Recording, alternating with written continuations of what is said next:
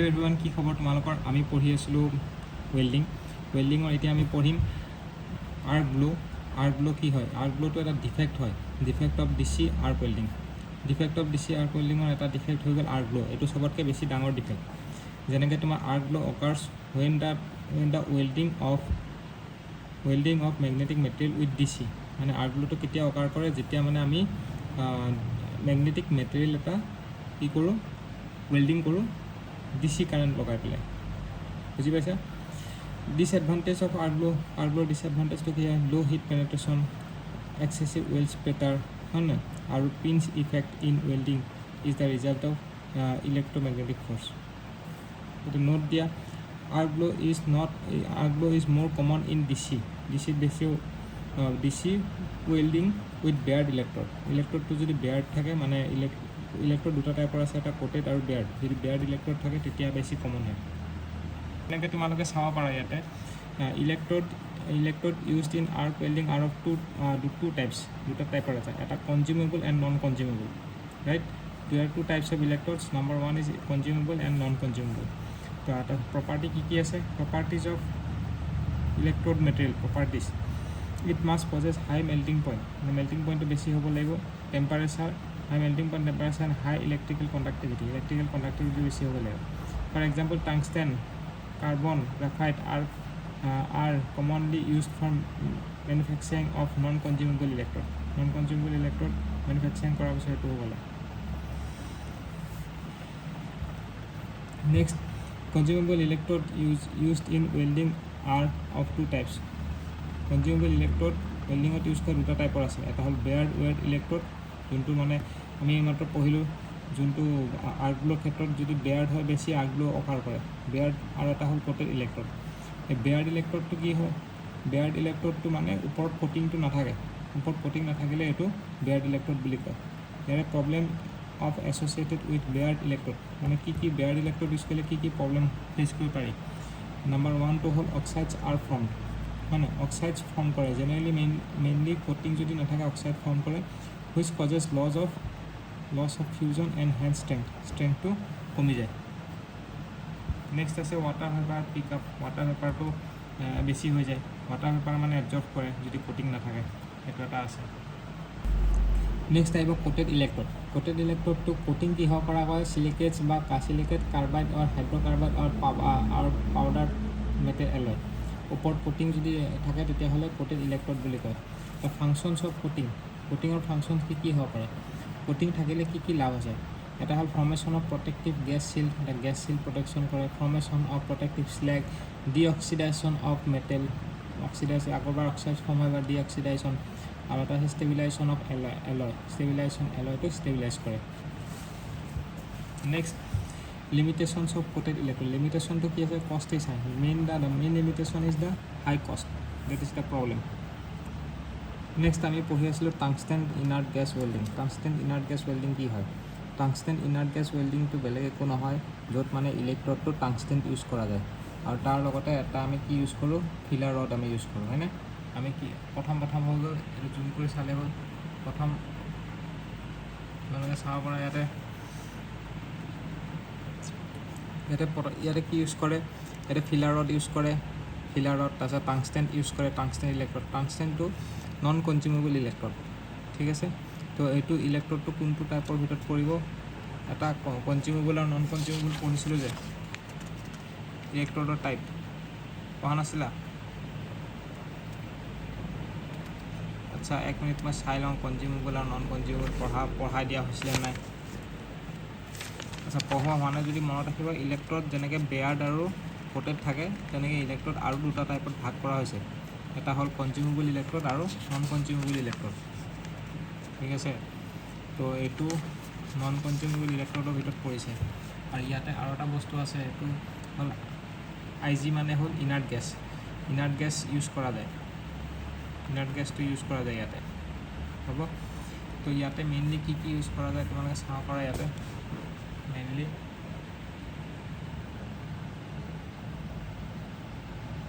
ইয়াতে mainly use কৰা যায় টাংস্টেন ইনাৰ্ট গেছ वेल्डिंगত মানে টিগ वेल्डिंग বুলি কোৱা হয় তো ইয়াৰে মেইন হ'লটো gas tungsten with arc welding process used non-consumable electrode মই যোনটো কৈছোঁ নন কনজিউমেবল ইলেক্ট্ৰড ইউজ কৰা যায় তাৰপিছত in an inert gas welding process the commonly used কি gas কি হৈছে helium আৰু argon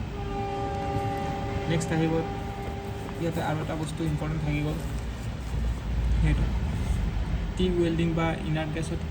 আমি মেইনলি কি ৱেল্ডিং কৰোঁ originally developed for TIG welding to কিহৰ কাৰণে for welding aluminum আৰু magnesium আৰু aluminum welding ৰ কাৰণে আমাৰ TIG welding টো ইউজ কৰা গৈছে next আহিব MIG welding বা metal inert gas welding বা এইটো কি বুলি কয় GMAG gas welding বুলি কোৱা যায় GMAW মানে কি GMAW হ'ল gas metal arc welding বা metal inert gas welding বুলি কোৱা ঠিক আছে তো ইয়াতো তেনেকুৱা সেম ডায়াগ্ৰামটো যদি চোৱা সেম হয় ইনাৰ্ট গেছ ইউজ কৰা যায় আৰু ইনাৰ্ট গেছ ইউজ কৰা যায় সেম আৰু ইয়াতে DC ৱেল্ডিং মেচিন হয় কিন্তু ইয়াতে ডিফাৰেন্সটো হ'ল যে ইয়াতে আমি টাংষ্টেন ইউজ কৰিছিলোঁ আৰু টাংষ্টেনটো কি হয় নন কনজিউমেবল সেইটো কাৰণে আমি এলয় ফৰ্ম কৰাৰ কাৰণে ফিলাৰ ৰড ইউজ কৰিছিলোঁ আৰু প্ৰটেকশ্যন ৱেল পুলটোৰ প্ৰটেকশ্যনৰ কাৰণে আমি ইনাৰ্ট গেছ ইউজ কৰিছিলোঁ হয় নহয় কিন্তু ইয়াতো চেম তেনেকুৱা ৱেল পুলটো প্ৰটেকশ্যনৰ কাৰণে ইনাৰ্ট গেছ ইউজ কৰিছোঁ কিন্তু যিহেতু ইলেক্ট্ৰডটো কনজিউমেবল হয় আৰু সেইটোৰ কাৰণে আমি ফিলাৰ ৰডটো আমি ইউজ কৰা নাই ক্লিয়াৰ হৈছে তাৰপিছত নেক্সট আহিব ছাবমাৰ্জড আৰ্ক ৱেল্ডিং ইয়াৰ পইণ্টছ কি আছে চাই লওঁ এবাৰ gas metal arc welding points কি আছে in metal inert gas welding the metal is transferred into the fine spray of metal metal inert gas welding process uses consumable electrode DC power supply use কৰা next আহিব submerged arc welding বা SAW submerged arc welding আমি কি কৰোঁ কিহত submerge কৰি দিওঁ welding টো আমি গ্ৰেনুলাৰ ফ্লাক্স যেনেকৈ CaO বা CaF2 ইউজ কৰা যায় গ্ৰেনুলাৰ ফ্লাক্স আমি ইউজ কৰোঁ ঠিক আছে আমি কি কৰোঁ ৱেল্ডিংটো ফ্লাক্স পাউডাৰটো আমি স্প্ৰে কৰোঁ আৰু এটা কনজিউমেবল ইলেক্ট্ৰড আমি এনেকৈ ৰোল কৰা থাকে সেইটো ৱেল্ডিং হৈ গৈ থাকে আৰু গ্ৰেনুলাৰ ফ্লাক্স দিয়া হয় সেইকাৰণে এইটো ছাবমাৰ্জড আৰ্ক ৱেল্ডিং বুলি কয় নেক্সট আৰু কিছুমান টাইপ অফ ৱেল্ডিং আছে একেবাৰে চাই লওঁ এইটো এটা আছে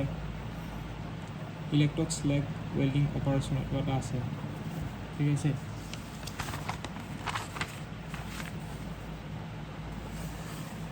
আৰ্ক ব্লৰ বিষয়টো মেগনেটিক আৰ্ক ব্ল আমি পঢ়িছোঁ এইখিনি ডিফেক্ট হৈ গ'ল এইটো আৰ্ক ব্ল যোনটো মই তোমালোকক কৈছিলোঁ তোমালোকৰ এটা বস্তু ক'বলৈ থাকি গ'ল যে কি ৰিমেডি অফ আৰ্ক ব্লৰ ৰিমেডি কি হয় যেনেকৈ আমি মেগনেটিক হেৰি কৰিছিলোঁ set up a magnetic field or sufficient strength to neutralize the force caused by magnetic flux যেনেকৈ মেগনেটিক মেটেৰিয়েল আমি ইউজ কৰাৰ কাৰণে কিছুমান মেগনেটিক ফ'ৰ্চ আমি ক্ৰিয়েট হৈছে তো আমি মেগনেটিক অপজিট ডাইৰেকশ্যনত আমি এটা মেগনেটিক ফিল্ড আমি কি কৰিম ছেট আপ কৰিম তেতিয়াহ'লে কি হৈ যাব সেইটো নিউট্ৰেলাইজ কৰি দিব ছেকেণ্ডলি আমি DC নকৰি পেলাই আমি AC কৰিব পাৰোঁ সেই তেনেকুৱা ধৰণৰ কথা বুজি পাইছে আৰু কিছুমান আছে সেইখিনি চাই ল'বা তোমালোকে নিজে নেক্সট আমি পঢ়িম ব্ৰেজিঙৰ এটা বস্তু বহুত সোধে ব্ৰেজিং আৰু চল্ডাৰিং কি হয় একে মানে অলমষ্ট একেই হয় কিন্তু ব্ৰেজিংটো আমি কি কৰোঁ এইটো চোৱা চিমিলাৰিটি বিটুইন ব্ৰেজিং এণ্ড ব্ৰেজ ৱেল্ড মানে তোমালোকে ব্ৰেজিং আৰু চল্ডাৰিঙৰ মাজৰ ডিফাৰেঞ্চটো কি মই তোমালোকক কৈ আছোঁ ইয়াতে আছে ৰ'বা ভালকৈ দিয়া আছে চাগে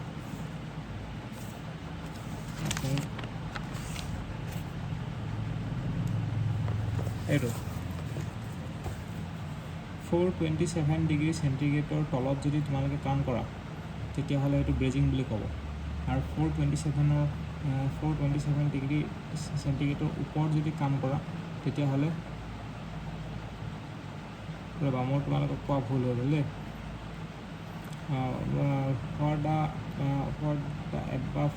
any metal which have metal melting point less than আচ্ছা সোলজাৰিং আৰু ব্ৰেজিঙৰ মাজৰ ডিফাৰেঞ্চটো হ'ল কি সোলজাৰিঙত আমি 427 ডিগ্ৰী চেণ্টিগ্ৰেডৰ তলৰ working temperature for soldering is 4 less than 427 degree centigrade and working temperature for brazing is greater than 427 degree centigrade যদি 427 ডিগ্ৰী চেণ্টিগ্ৰেডৰ ওপৰত যদি আমি কাম কৰোঁ তেতিয়াহ'লে সেইটো হ'ব ব্ৰেজিং আৰু 427 ডিগ্ৰী চেণ্টিগ্ৰেডৰ তলত যদি আমি কাম কৰোঁ সেইটো কি হ'ব সোলজাৰিং ক্লিয়াৰ হৈছে এতিয়া নেক্সট ব্ৰেজিঙত আমাৰ ষ্ট্ৰেংথ আৰু গেপৰ মাজত চাব লাগিব ষ্ট্ৰেংথ অফ ব্ৰেজ জইণ্ট মানে কি এনেকৈ গেপটো যদি বাঢ়ি গৈ থাকে দুটা মেটেলৰ মাজৰ গেপটো যদি আমি বঢ়াই গৈ থাকোঁ ষ্ট্ৰেংথ বাঢ়িব এটা টাইমত গৈ কনষ্টেণ্ট হ'ব তাৰপিছত আকৌ আৰু যদি গেপটো বঢ়াওঁ তেতিয়া ডিক্ৰিজ হ'ব লাগিব তেনেকুৱা এতিয়া আমি পঢ়িম স্পট ৱেল্ডিঙৰ কথা এতিয়া ৰেজিষ্টেঞ্চ ৱেল্ডিং কিমান টাইপৰ আছে দুটা টাইপৰ আছে এটা হ'ল ৰেজিষ্টেঞ্চ স্পট ৱেল্ডিং তো স্পট বেলেগ ধৰণে দিব পাৰে এটা চিলিণ্ড্ৰিকেল স্পট দিব পাৰে স্ফেৰিকেল স্পট দিব পাৰে তেনেকুৱা হা তো ইয়াতে আমি ধৰি লৈছোঁ এটা চিলিণ্ড্ৰিকেল স্পট দিছে স্পট ৱেল্ডিঙত ঠিক আছে যদি চিলিণ্ড্ৰিকেল স্পট দিছে তেতিয়াহ'লে হিট ৰিকুৱাৰ্ডটোতো আমি জানো MC delta T plus ML আৰু হিট ইনপুটটো কি হৈ যাব হিট ইনপুটটো I স্কুৱেৰ এবাৰ যিহেতু ৰেজিষ্টেঞ্চো হয় তো এইটো আমি সেইকাৰণে ৰেজিষ্টেঞ্চৰ ওলাব লাগিব I স্কুৱেৰ RT হ'ব হয়নে বুজি পাইছা হিট ইনপুটটো হ'ব I স্কুৱেৰ RT তাৰপিছত ইফিচিয়েঞ্চি কিমান হ'ব হিট ৰিকুৱাৰ্ড ডিভাইড বাই হিট ছাপ্লাই অ'কে হিট ৰিকুৱাৰ্ডটো হ'ব ইমানখিনি হিট লাগে আৰু হিট ইনপুট বা আমি হিট ইনপুট কিমান দিছোঁ I স্কুৱেৰ RT সেইটো আৰু ইয়াতে আমাৰ কেতিয়াবা মাছটো ওলাবৰ কাৰণে ভলিউমটো দৰকাৰ হয় ডেনচিটি ইজুকেল মাছ ডিভাইড বাই ভলিউম হয়নে কেতিয়াবা ডেনচিটি দিয়া থাকে আৰু ভলিউমটো আমি নিজে ওলাব লাগে তো এইটো তেতিয়া চিলিণ্ড্ৰিকেলৰ ভলিউমটো প্লেচ কৰিব লাগিব π/4 d স্কুৱেৰ ইনটু H তেনেকুৱা নেক্সট আহি গ'ল ৰেজিষ্টেঞ্চ চিম ৱেল্ডিঙৰ ক্ষেত্ৰত কি আহিব ৰেজিষ্টেঞ্চ চিম ৱেল্ডিঙৰ ক্ষেত্ৰত দুটা হুইল থাকে এনেকুৱা দুটা হুইল এনেকৈ ৰোটেট কৰে সেইটো হ'ব ৰেজিষ্টেঞ্চ চিম ৱেল্ডিং অ'কে ইয়াতে ৰেজিষ্টেঞ্চ স্পট ৱেল্ডিঙত এটা বস্তু চোৱা অভাৰঅল ৰেজিষ্টেঞ্চ ইজ ভেৰি ল' ক'ত ল' হয় বিটুইন দ্য অভাৰলেপিং প্লেটৰ মাজত ৰেজিষ্টেঞ্চটো বহুত কম থাকে very high current up to কিমান 1,00,000 ampere and very low voltage 0.5 to 10 volt is used. Maximum heat in resistance welding is at the interface between the two plates between joints. বুজি পাইছে দুটা plate যোনটো আমি দুটা প্লেট আমি join কৰিম সেই দুটা প্লেটৰ মাজৰ ইণ্টাৰফেচত কি হৈ যায় ইণ্টাৰফেচত ৰেজিষ্টেঞ্চ ৱেল্ডিংটো বেছি হাই হয় আৰু ৰেজিষ্টেঞ্চ চিম ৱেল্ডিঙত কি হয় in resistance seam welding electrode is in the form of circular electrode to যোনটো আছে সেইটো circular disc ফৰ্মত থাকে ওকে নেক্সট আহিব প্ৰজেকশ্যন ৱেল্ডিঙতো তেনেকুৱা প্ৰজেকশ্যন ৱেল্ডিঙত তোমালোকৰ এনেকুৱা থাকে প্ৰজেকশ্যন ৱেল্ডিংটো আমাৰ ৰেজিষ্টেঞ্চ ৱেল্ডিঙৰে টাইপ হয় নেক্সট আহিব আমাৰ থাৰ্মাইট ৱেল্ডিঙত দেখিছা না এলুমিনিয়াম আৰু ফেৰাইট থাকে এই ইকুৱেশ্যনটো মনত ৰাখিবা aluminium ferrite oxide ferrite plus aluminium oxide plus heat সেইটো হৈ যায় এইটো হ'ল এক্সোথাৰ্মিক ৰিয়েকশ্যন হয় ঠিক আছে আৰু এইটো ৰেলৱে ট্ৰেক জইন কৰাৰ কাৰণে ইউজ কৰা যায় ক্লিয়াৰ হৈছে সেইটো দেখিছানে থাৰ্মাইট ৱেল্ডিং এইটো ৰিয়েকশ্যনটো তো থাৰ্মাইট ৱেল্ডিঙত তোমালোকৰ কি হয় hydrogen gas is acting as a shielding gas থাৰ্মাইট ৱেল্ডিঙত যোনটো হাইড্ৰজেন গেছ থাকে সেই হাইড্ৰজেন গেছটোৱে শ্বিল্ডিং গেছ হিচাপে ইউজ কৰা যায় মানে এটমছফিয়াৰৰ পৰা যাতে বচাই ৰাখে ৱেলপুলটো নেক্সট ফেৰাইট আৰু এলুমিনিয়ামৰ মাজত ডিফাৰেঞ্চটো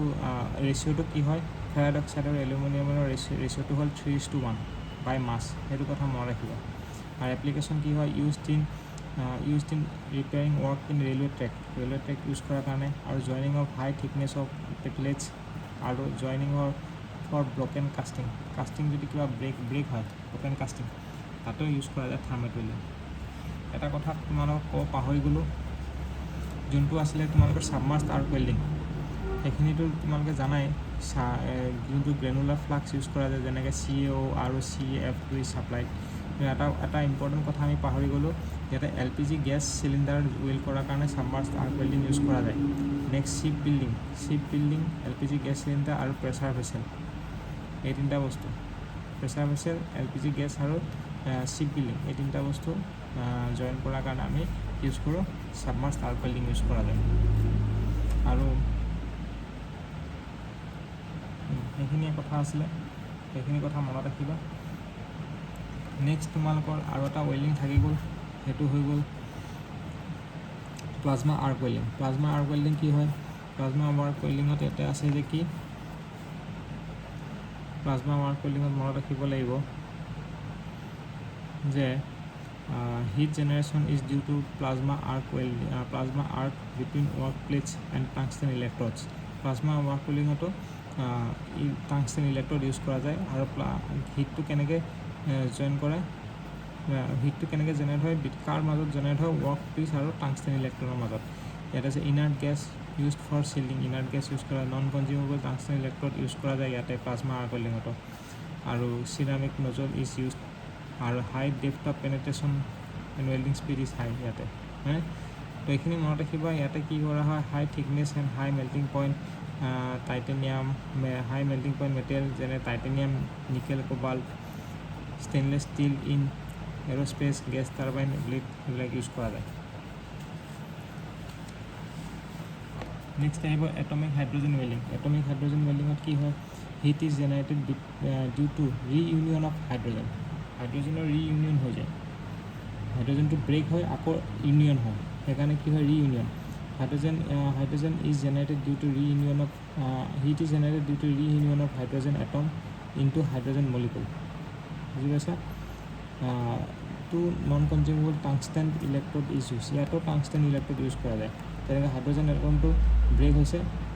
আৰু ইয়াতে ৰিইউনিয়ন হৈছে, আৰু এইটো ৰিইউনিয়নৰ পাছত আকৌ হাইড্ৰজেন ফৰ্ম হৈছে। Hydrogen act as a shielding gas, ইয়াতো হাইড্ৰজেন চিল্ডিং গেছ হিচাপে ইউজ কৰা যায়, চিল্ডিং গেছ হিচাপে কাম কৰে, হয়নে? তেনেকৈ থাৰ্মেট ৱেল্ডিঙতো হাইড্ৰজেন গেছটো চিল্ডিং হিচাপে ইউজ কৰা যায়। সেইটো কথা মনত ৰাখিব যে ৰিইউনিয়ন অফ হাইড্ৰজেনৰ কাৰণে হিটটো জেনেৰেট কৰা হয়, হিটটো জেনেৰেট হয়। Next tool steel, die steel, তাৰপিছত material work piece of current tools, এইবিলাক মানে টুল যেনেকৈ টুল জাতীয় মেটেৰিয়েল, এইবিলাক আমি কি কৰোঁ, আমি ৰিপেয়াৰ কৰিবলৈ এটমিক হাইড্ৰজেন ৱেল্ডিং ইউজ কৰা যায়। তো বাকী আমি নেক্সট ভিডিঅ'ত কণ্টিনিউ কৰি আছোঁ।